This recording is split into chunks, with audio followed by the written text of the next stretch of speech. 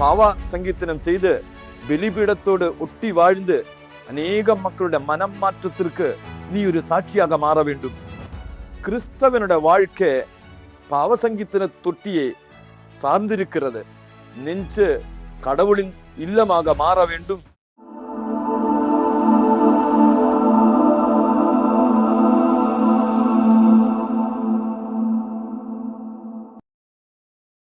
இறையேசுவில் அன்பார்ந்தவர்களே, இன்று பிரான்ஸ் தேசத்தில லவுஸ் என்று சொல்லப்படுகிற இடத்தில ஒரு இடைய பெண், ஆடுகளை மேய்த்து நடந்து கொண்டிருந்த ஒரு பெண், அவள் பெயர் பெனோயித்.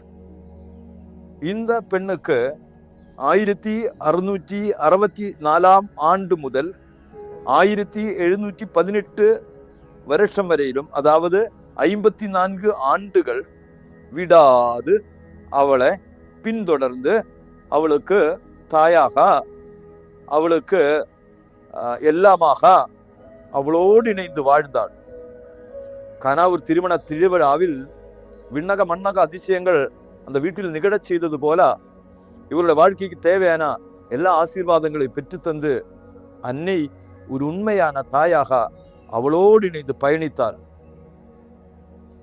நாம் கூட வாழ்க்கையில துயரப்படும் பொழுது, சங்கடப்படும் பொழுது, முன்னேற முடியாமல் தவிக்கும் பொழுது அன்னை நம் வாழ்க்கையில தாயாக வரும் பொழுது நமது தேவைகள் அத்தனையும் பூர்த்தி செய்யப்படும். இந்த அன்னை பெனோயித் என்ற அந்த பாப்பாவுக்கு சொல்லிக் கொடுத்த மறையுண்மை என்னவென்று கேட்டால், பாவசங்கீர்த்தனம் செய்ய வேண்டும், தூய்மையாக வாழ வேண்டும். நீ தூயவளாக பாவ சங்கீர்த்தனம் செய்து பலிபீடத்தோடு ஒட்டி வாழ்ந்து அநேக மக்களுடைய மனம் மாற்றத்திற்கு நீ ஒரு சாட்சியாக மாற வேண்டும். அது மட்டுமன்று, அந்த இடங்களிலெல்லாம் 80 கிலோமீட்டர் ஏரியாவிலே ஓடி நடந்து அந்த குடும்பங்கள் இருக்கக்கூடியவர்களை அவள் மனம் மாற்றத்திற்கு, பாவ சங்கீர்த்தனத்திற்கு வரவழைத்தாள். பலிபீடத்தோடு ஒட்டி வாழ அவள் துணை நின்றார். ஆதலால் பரிசுத்த மாதா இந்த தரிசனம் வழியாக உலகத்திற்கு எடுத்து சொல்லுகின்ற மறையுண்மை என்ன என்று கேட்டால், கிறிஸ்தவனுடைய வாழ்க்கை பாவசங்கீர்த்தன தொட்டியை சார்ந்திருக்கிறது. கிறிஸ்தவனுடைய வாழ்க்கையை பலிபீடத்தை சார்ந்திருக்கிறது. ஆதலால் இந்த பலிபீடம் உன்னுடைய நெஞ்சுக்கு எடுத்து செல்ல வேண்டும்.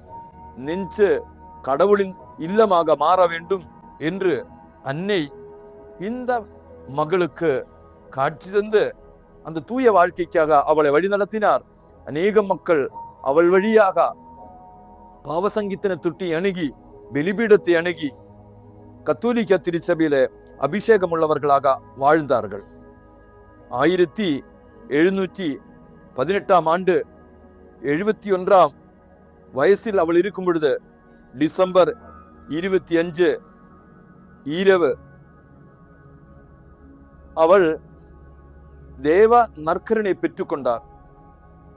டிசம்பர் 28 இரவு அவள் விண்ணகத்திற்கு எடுத்து செல்லப்பட்டார். பொறாமைப்படுத்துகின்ற ஒரு வாழ்வு, பொறாமைப்படுத்துகின்ற ஒரு மரணம். கரங்கள் கும்பிடுவோம், ஜெபிப்போம்.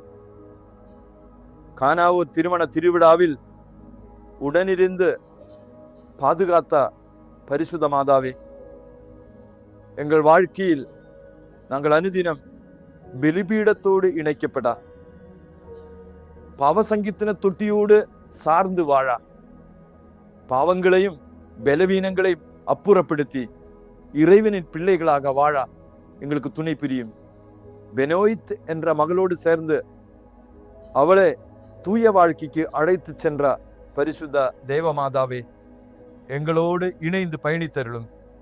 விண்ணகா பேரின்பு வீட்டிற்கு எங்களை அழைத்து செல்லும். எங்கள் ஆண்டவராகிய கிறிஸ்து வழியாக உம்மை மன்றாடுகின்றோம். ஆமேன்.